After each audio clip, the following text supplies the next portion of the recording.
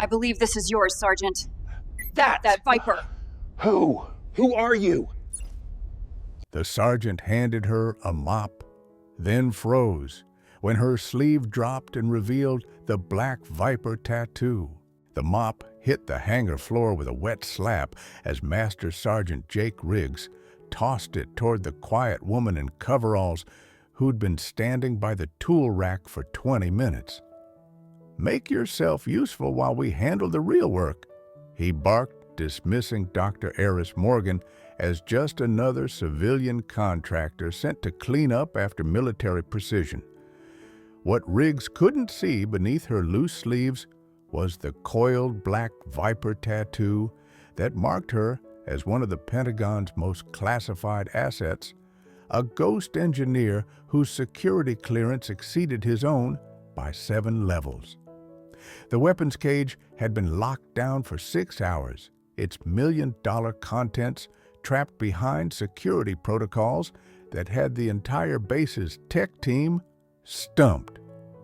Colonel Hayes paced the perimeter like a caged animal, knowing that one small woman held the keys to unlocking what everyone else had failed to crack. What happened next would redefine everything Riggs thought he knew about authority, competence, and the dangerous assumptions that could destroy careers in 60 seconds. Edwards Air Force Base, California, 2024. Hangar 7 housed the military's most sensitive aviation technology, where billion-dollar prototypes shared space with weapon systems that could reshape modern warfare. The facility operated under security protocols so classified that most personnel didn't know what they were protecting. They just knew that failure meant court-martial disgrace and potential treason charges. Master Sergeant Jake Riggs embodied everything wrong with military hierarchy when it prioritized rank over intelligence. 22 years in the Air Force had taught him that authority flowed downward through chevrons and bars, that civilians were inherently inferior to military personnel, and that women in coveralls were probably janitors regardless of their actual qualifications. His approach to leadership was fundamentally transactional. Respect was earned through submission to rank, not demonstration of competence. The hangar's atmosphere was thick with frustration and barely concealed panic. The Viper defense system, an AI-driven weapons platform worth $47 million, had been locked in emergency shutdown mode since 0600 hours, its security protocols triggered by what appeared to be a routine software update. Every attempt to bypass the lockdown had failed, while the clock ticked toward a congressional demonstration that could determine the program's future funding. Dr. Aerys Morgan represented a level of military intelligence that most personnel would never encounter. 42 years old MIT doctorate in cybersecurity, creator of the very security system that was now holding the base hostage. Her civilian contractor status was deliberate misdirection. She held clearances that gave her access to programs that didn't officially exist, working on projects that wouldn't be declassified for decades. The black Viper tattoo coiled around her left forearm told a story that only the highest echelons of military intelligence could read. It marked her as a member of Operation Ouroboros, a classified program that embedded civilian technicians within military units to test security vulnerabilities and human behavior under stress. The Serpent design was both identifier and warning. Those who bore it possessed capabilities that could neutralize or enhance any system they encountered. Her presence in Hangar 7 wasn't coincidental. The weapon system lockdown was a planned exercise designed to test base security personnel competence and chain of command effectiveness. Dr. Morgan's role was to observe how military personnel responded to crisis, whether they could recognize expertise regardless of its packaging, and if institutional prejudices would prevent effective problem-solving. The Viper defense system itself was more than weapons platform. It was psychological battlefield that separated competent leaders from authority figures who confused rank with capability. Its security protocols were designed to be unbreakable through conventional methods requiring specific knowledge that only its creator possessed. The irony was exquisite. The system's architect stood in the same room as personnel trying to break into her own creation.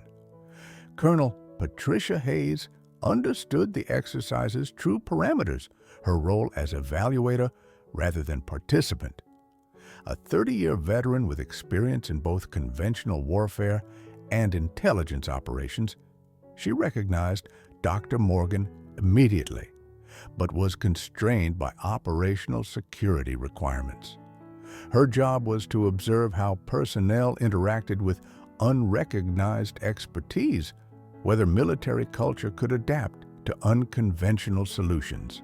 The hangar's technical team represented the best the Air Force could offer: software engineers, systems analysts, and cybersecurity specialists with top-secret clearances and advanced degrees.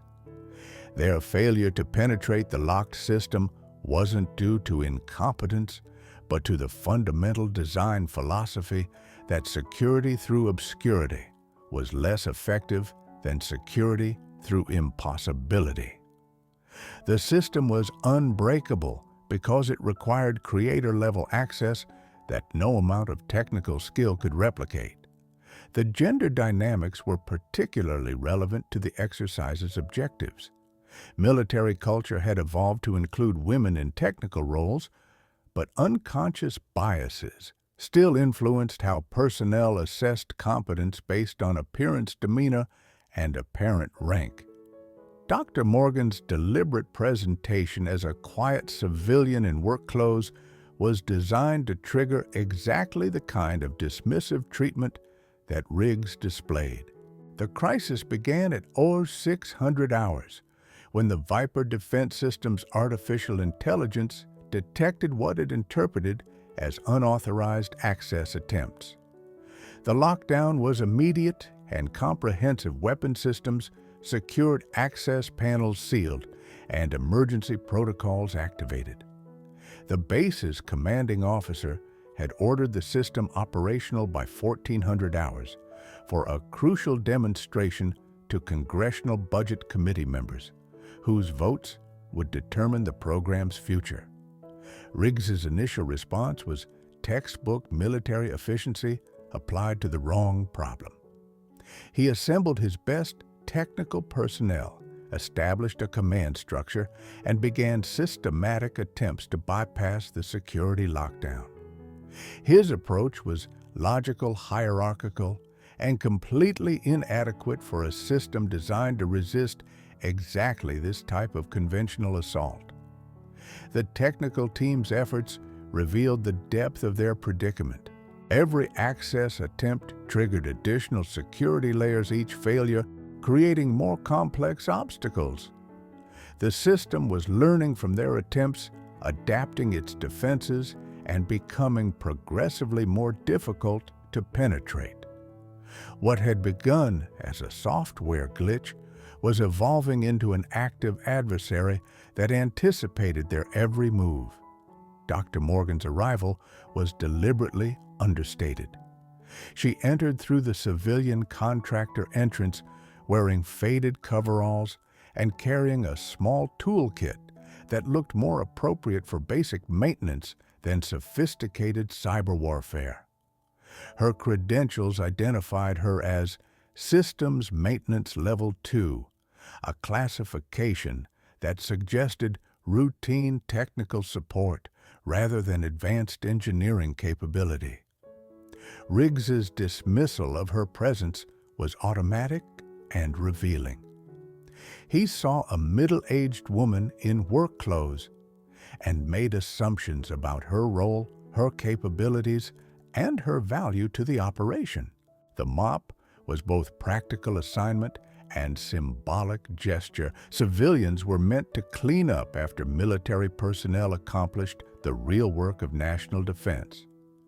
Ma'am, you can help by keeping the area clean while my team handles the technical challenges, Riggs announced with the casual authority of someone accustomed to being obeyed without question. This is classified work that requires proper clearance and training. Dr. Morgan's acceptance of the menial task was strategic rather than submissive. She began mopping the hangar floor with methodical precision, working her way closer to the weapons cage while observing the technical team's increasingly desperate efforts. Her movements were efficient and purposeful, but appeared casual to personnel focused on their own failures. The psychological pressure in the hangar intensified as time ran short and solutions remained elusive. The technical team had exhausted conventional approaches, attempted creative workarounds, and even contacted the system's manufacturer for emergency support. Each failure added stress to an operation where success was not just professional obligation, but national security imperative. Colonel Hayes maintained her observer role while internal tension mounted. She watched personnel interactions, documented decision-making processes, and evaluated how crisis affected military judgment and civilian integration. The exercise was producing exactly the data that Operation Ouroboros was designed to collect evidence of how institutional biases influenced operational effectiveness. The breakthrough moment approached as Dr. Morgan finished mopping and approached the command area where Riggs coordinated increasingly frantic efforts to penetrate the locked system. Her request to examine the access panel was delivered with quiet confidence that suggested knowledge rather than curiosity. "Sergeant, I might be able to help with your system issue," she said simply, her voice carrying authority that her appearance contradicted. "The access panel is responding to specific protocols that aren't in your technical manuals." Riggs's response was predictable and professionally damaging. "Ma'am, this is military-grade security technology. I appreciate your willingness to help, but this requires expertise you don't possess." His dismissal was polite, but absolute, reflecting assumptions about civilian capabilities and gender-based competence assessments. Dr. Morgan's persistence was patient but purposeful.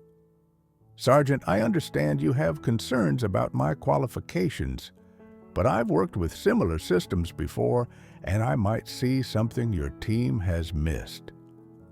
Her phrasing was careful, technically accurate, without revealing classified information about her actual role in creating the very system that was defeating his best efforts. The moment of truth was approaching as deadline pressure mounted and conventional solutions failed. The choice facing Riggs was simple but profound: maintain his assumptions about authority and capability, or risk his reputation by trusting someone who didn't fit his expectations of expertise. The hangar's atmosphere grew more toxic as Riggs's team entered their 7th hour of futile attempts to breach the Viper defense system. Master Sergeant Williams, the unit's senior technician, had exhausted every approach in the technical manual, while Staff Sergeant Chen ran diagnostic programs that returned increasingly cryptic error messages.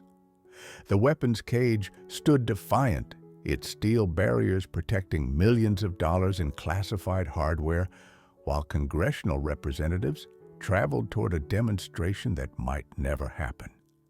Riggs's leadership style deteriorated under pressure, his frustration manifesting as increasingly aggressive demands for results that his personnel couldn't deliver.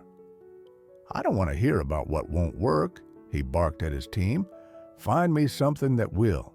We have 6 hours to crack this system, and failure is not an option." The technical complexity was overwhelming even experienced professionals. The Viper defense system operated on quantum encryption protocols that changed randomly every 17 minutes, with security layers that adapted to penetration attempts in real time. Each failed access created additional obstacles, while successful recognition of one security element triggered 3 more complex challenges. Dr. Morgan continued her methodical cleaning, working closer to the weapons cage while monitoring the team's efforts with professional interest. Her expression remained neutral, but trained observers could detect subtle signs of recognition. The slight nod when someone attempted a particularly sophisticated approach. The barely perceptible wince when crude methods triggered additional security layers.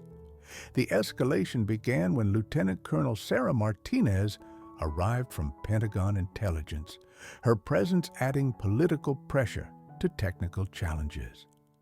Sergeant Riggs, this demonstration has national security implications beyond your unit's reputation. Congressional funding for next-generation weapon systems depends on proving this technology works as advertised. Martinez's briefing revealed stakes that extended far beyond one base's operational capabilities.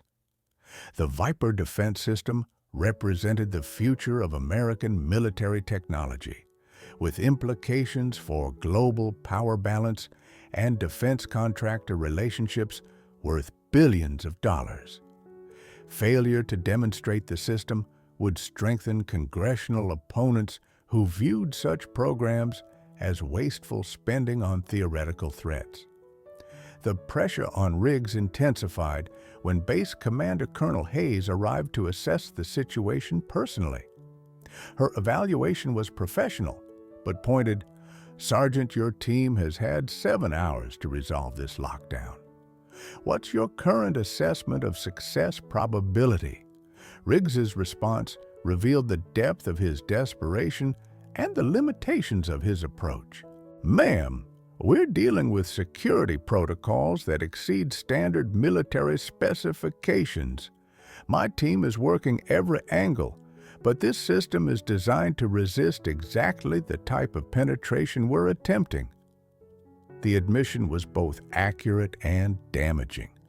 Riggs was essentially confessing that his conventional approach was failing against unconventional security, but his institutional training provided no alternatives to the hierarchical problem-solving methods that had defined his career.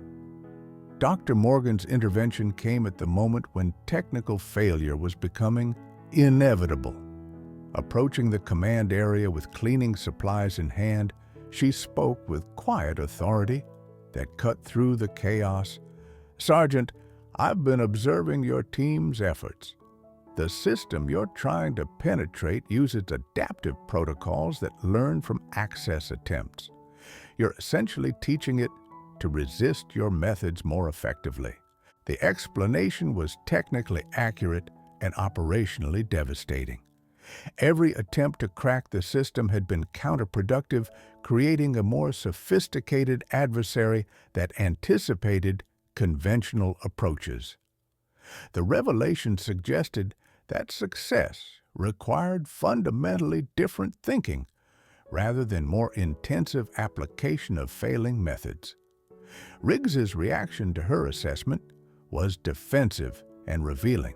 "Ma'am, with respect, this is classified military technology that requires specialized training to understand. Your observations might be interesting, but they don't change our operational requirements." Dr. Morgan's persistence was patient, but pointed. "Sergeant, I understand your concerns about security protocols.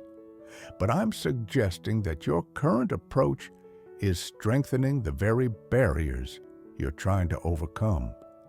Sometimes the most secure systems require creator-level understanding to resolve conflicts.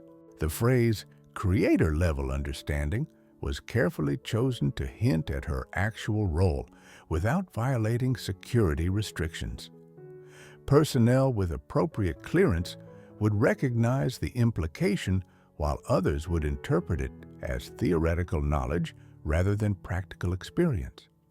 Colonel Hayes's intervention was subtle but significant. Sergeant Riggs, given the time constraints we're facing, perhaps we should consider all available resources. Sometimes expertise comes in unexpected packages. The suggestion was both authorization and warning. Hayes was essentially ordering Riggs to be more flexible in his resource assessment while maintaining plausible deniability about her knowledge of Dr. Morgan's true credentials. The critical moment arrived when Dr. Morgan requested specific access to examine the weapons cage's control panel. Sergeant, I need to see the primary interface to determine if the lockdown can be resolved through alternative protocols. Your current approach assumes the system is malfunctioning, but it might be operating exactly as designed. The distinction was crucial and revealing. A malfunctioning system could be repaired through conventional technical methods, but a system operating as designed required understanding of its intended behavior patterns. The implication was that someone had created security protocols that anticipated exactly the type of penetration attempts that Riggs's team was making. Riggs faced a decision that would define his career and his understanding of leadership, maintain his assumptions about civilian capabilities, and accept certain failure or risk his reputation by trusting someone whose expertise he couldn't verify through conventional military channels. The weapons cage stood between them like a steel monument to the limits of conventional thinking. Its locks holding more than classified weapons, they contained the key to understanding whether true authority came from rank or knowledge, whether military effectiveness required rigid hierarchy or adaptive intelligence. The breaking point arrived when Dr. Morgan's sleeve caught on a tool rack. While she moved closer to the weapons cage, the fabric pulling back to reveal 3 inches of the black viper tattoo that coiled around her left forearm. The serpent scales were rendered in intricate detail that spoke of professional artistry rather than casual body art, while its positioning suggested military precision rather than personal decoration. Master Sergeant Riggs froze mid-sentence as his eyes locked onto the tattoo, his brain struggling to process information that challenged every assumption he'd made about the quiet woman with the mop. The black viper wasn't random imagery. It was specific iconography that military intelligence personnel learned to recognize, even if they didn't understand its full implications. Colonel Hayes's reaction was immediate and telling. Her carefully maintained observer pose cracked for just a moment, revealing recognition that confirmed the tattoo's significance. The slight nod she gave Dr. Morgan was both acknowledgement and authorization, professional communication that bypassed Riggs entirely while establishing new operational parameters. The hangar's atmosphere shifted dramatically as other personnel began noticing the exchange. Staff Sergeant Chin, whose cybersecurity training included briefings on classified programs, recognized the Viper symbol from intelligence presentations about assets whose existence was need to know. His expression changed from frustration to fascination as he reassessed the woman they'd been ignoring for hours. Dr. Morgan's response to the exposure was characteristically calm. She adjusted her sleeve without acknowledging the revelation, continuing her methodical approach to the weapons cage as if nothing had changed. But her next words carried authority that her previous suggestions had lacked. "Sergeant Riggs, I need immediate access to the primary control interface. This lockdown can be resolved, but not through conventional methods." The request wasn't polite inquiry, it was professional directive delivered by someone whose clearance apparently exceeded everyone else's in the hangar. The shift in tone was subtle but unmistakable, transforming Dr. Morgan from helpful civilian to commanding presence, whose expertise was no longer questionable. Riggs's psychological crisis was visible and complete. His worldview, built on rigid hierarchy and clear authority structures, was collapsing as he confronted evidence that competence and classification existed outside his understanding. The woman he'd dismissed as a janitor was apparently qualified to access systems that his best technicians couldn't penetrate. The institutional implications were staggering. If Dr. Morgan possessed the clearance and capability her tattoo suggested, then Riggs's treatment of her represented a security breach of unprecedented proportions. His casual dismissal of someone with probable creator-level access to the Viper defense system would be documented, reviewed, and potentially career-ending. The darkest moment came when Riggs realized that his assumptions about civilian contractors, women in coveralls, and the relationship between appearance and authority had led him to compromise a national security operation. The congressional demonstration was now secondary to the personal and professional catastrophe he'd created through prejudice and ignorance. "Ma'am," Riggs began, his voice tight with recognition of how completely he'd misunderstood the situation, I need to understand your actual role in this operation, your clearance level, your relationship to this system, your authority to access classified materials." Dr. Morgan's response was professionally devastating. "Sergeant, my clearance level is above your need-to-know threshold. My relationship to this system is proprietary. My authority to access these materials comes from sources that don't report to your chain of command." Each statement was carefully constructed to convey maximum information while violating no security protocols. She was essentially telling Riggs that he lacked the clearance to know who she was, the technical understanding to comprehend her role, and the institutional authority to question her presence. Colonel Hayes's intervention was swift and decisive. "Sergeant Riggs, Dr. Morgan has full authorization to access any system in this hangar.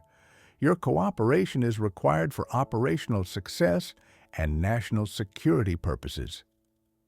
The formal introduction of Dr. Morgan's actual title was both revelation and rebuke. Riggs had been treating a doctor, someone whose education and expertise far exceeded his own, as menial labor, while struggling with problems she could solve effortlessly. The psychological pressure was overwhelming as Riggs confronted the magnitude of his errors. Professional humiliation combined with security concerns and the growing awareness that his career was probably over. The demonstration to congressional representatives was secondary to explaining how he compromised an operation by refusing to recognize expertise that didn't conform to his expectations. The hangar fell silent except for the hum of electronic systems and the distant sound of aircraft operations. Every person present understood that they were witnessing a moment of institutional failure, where prejudice had nearly destroyed an operation critical to national security. The weapons cage stood locked not because the system was flawed, but because the personnel responsible for opening it had been too blinded by assumptions to recognize the solution standing in their midst. Dr. Morgan approached the control panel with the confidence of someone who knew exactly what she was doing. Her movements precise and purposeful as she prepared to demonstrate capabilities that would forever change how everyone present understood the relationship between authority and competence. The transformation began when Dr. Morgan approached the Viper Defense System's control panel with movements that spoke of intimate familiarity rather than technical curiosity. Her hands moved across the interface with the precision of a pianist returning to a favorite composition, each gesture deliberate and economical. The watching personnel recognized immediately that they were observing mastery rather than experimentation.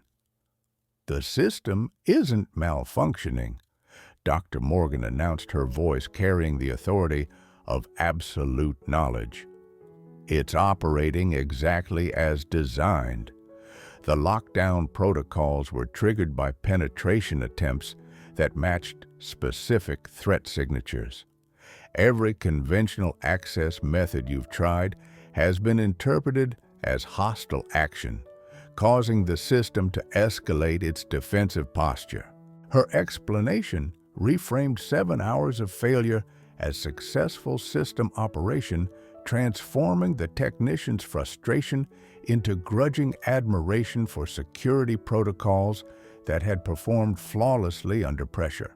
The Viper defense system hadn't failed, it had succeeded beyond their ability to comprehend its sophistication. Master Sergeant Riggs watched in stunned silence as Dr. Morgan began a sequence of actions that bore no resemblance to standard technical procedures.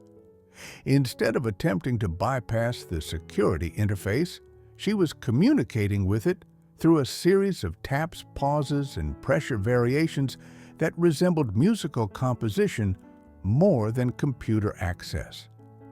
"The system recognizes biometric authentication," she explained, while continuing her complex interaction with the panel, but not just fingerprints or retinal scans.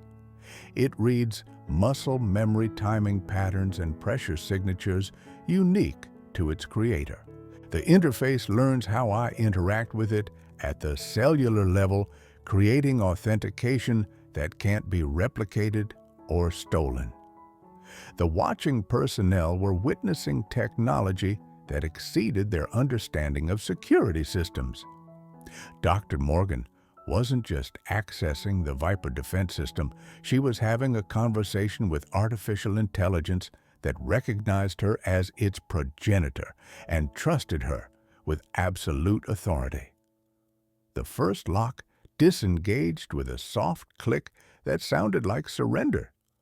The massive steel barrier that had resisted 7 hours of technical assault yielded to Dr. Morgan's touch, as if it had been waiting for her specific attention. The watching airmen stepped closer, their professional skepticism transforming into awe at the elegant simplicity of her solution. The quantum encryption protocols are designed to resist mathematical analysis. Dr. Morgan continued, her hands now moving in complex patterns across multiple interface points simultaneously, but they respond to intuitive interaction from authorized personnel. The system doesn't just verify identity, it confirms intent, emotional state, and operational necessity. Colonel Hayes stepped forward, her role as observer evolving into active participation as the demonstration's success became apparent. Dr. Morgan, for the record, Can you confirm your relationship to the Viper defense system and your authority to access its most classified components? The question was both procedural requirement and professional validation, establishing Dr. Morgan's credentials for personnel who'd spent hours doubting her qualifications. Her response was delivered with quiet pride that spoke of years spent creating something revolutionary. Colonel, I am Dr. Aerys Morgan, lead architect of the Viper defense system, holder of 17 patents related to adaptive security protocols, and principal investigator for Project Ouroboros. This system recognizes me because I designed it to trust only its creator. The revelation was both vindication and indictment. Riggs had been dismissing the system's creator while his team struggled with technology that surpassed their training by decades. The woman he'd handed a mop was arguably the most qualified person on the base to resolve the crisis he'd been failing to address. The second lock opened as Dr. Morgan's authentication reached deeper levels of the system's consciousness. The artificial intelligence was now actively cooperating with her access attempts, its defensive protocols recognizing authorized interaction and adjusting security parameters accordingly. The congressional demonstration will proceed as scheduled. Dr. Morgan announced her confidence absolute as additional barriers yielded to her expertise. The system is functioning perfectly. The lockdown was triggered by unauthorized access attempts, but legitimate creator-level authentication overrides all security protocols. Staff Sergeant Chen, whose cybersecurity background allowed him to appreciate the technical sophistication on display, spoke for the entire team. Dr. Morgan, we've been trying conventional penetration methods for 7 hours. How long would it have taken you to resolve this from the beginning? Her answer was both professional courtesy and gentle rebuke. Sergeant, if I'd been properly introduced to the situation, the lockdown could have been resolved in approximately 3 minutes. The system was designed to respond immediately to creator authentication, but only when approached through proper protocols. The final barriers disengaged in sequence as Dr. Morgan completed her interaction with the system's core intelligence. The weapons cage opened like a flower, revealing the classified hardware that had been protected from unauthorized access while awaiting its creator's return. The Viper defense system had performed exactly as designed, protecting valuable assets while maintaining accessibility for authorized personnel. The immediate aftermath was charged with professional embarrassment and grudging respect. Riggs faced the reality that his assumptions about authority and competence had nearly destroyed a crucial demonstration while his team grappled with the humbling experience of being outclassed by someone they'd ignored for hours. Colonel Hayes's debrief was swift and comprehensive. Dr. Morgan, on behalf of Edwards Air Force Base, I apologize for the treatment you received from personnel who should have recognized your credentials immediately. This incident will be thoroughly reviewed and documented for training purposes. The institutional implications were staggering and immediate. Riggs's treatment of Dr. Morgan would become a case study in how unconscious bias could compromise operational effectiveness, while the base's security protocols would be revised to prevent similar failures in personnel recognition and resource utilization. Dr. Morgan's response to the apologies was characteristically professional. Colonel, this exercise provided valuable data about human factors in security operations. Personnel behavior under stress reveals institutional biases that affect operational efficiency. The data collected will improve both system design and personnel training. The revelation that the entire incident had been an exercise, a test of human behavior rather than technical failure, added layers of complexity to everyone's understanding of what had occurred. Riggs hadn't just failed to recognize an expert. He'd failed a test designed to evaluate his leadership under pressure. The congressional demonstration proceeded flawlessly 2 hours later, with Dr. Morgan providing technical explanations that showcased the Viper defense system's revolutionary capabilities. The funding authorization was unanimous, ensuring continued development of technology that would reshape American military advantages for decades. But the real impact was personal and immediate. Master Sergeant Riggs submitted a formal request for retraining in diversity awareness and unconscious bias recognition, acknowledging that his assumptions had nearly compromised a critical operation. His honesty about his failures became the foundation for institutional change that would prevent similar incidents. The Morgan Protocol emerged from the incident as standard procedure for personnel interaction with unidentified technical specialists. The guidelines emphasized competence recognition over appearance assessment, ensuring that expertise would be valued regardless of its packaging or presentation. 6 months later, Riggs stood before a new group of airmen, sharing the story of how he'd handed a mop to one of the Pentagon's most classified assets. His presentation was both confession and education. Never assume you know someone's capabilities based on their appearance. The most dangerous assumption in military operations is that authority and competence always look the way you expect them to. Dr. Morgan continued her work with Project Ouroboros, designing security systems that protected American interests while testing human factors that affected operational success. Her quiet revolution in military technology was matched by her impact on military culture, proving that true authority came from knowledge rather than rank, competence rather than conformity. The Morgan Protocol became standard procedure throughout the Air Force, fundamentally transforming how personnel assessed competence and authority in operational settings. The incident at Edwards Air Force Base was studied in leadership schools, diversity training programs, and technical education courses as an example of how unconscious bias could compromise mission effectiveness and national security. The immediate consequences reshaped Edwards AFB's culture and procedures.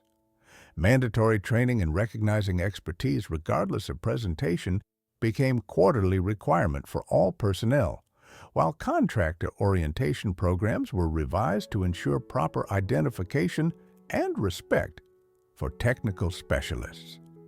The base's operational efficiency improved dramatically as personnel learned to value competence over conventional authority markers. Master Sergeant Riggs's transformation became a model for professional growth through accountability.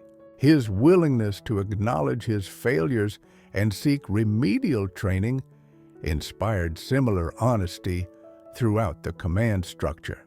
His presentations on unconscious bias and the dangers of assumption-based leadership were requested by military installations worldwide, turning his professional humiliation into educational opportunity that benefited thousands of service members.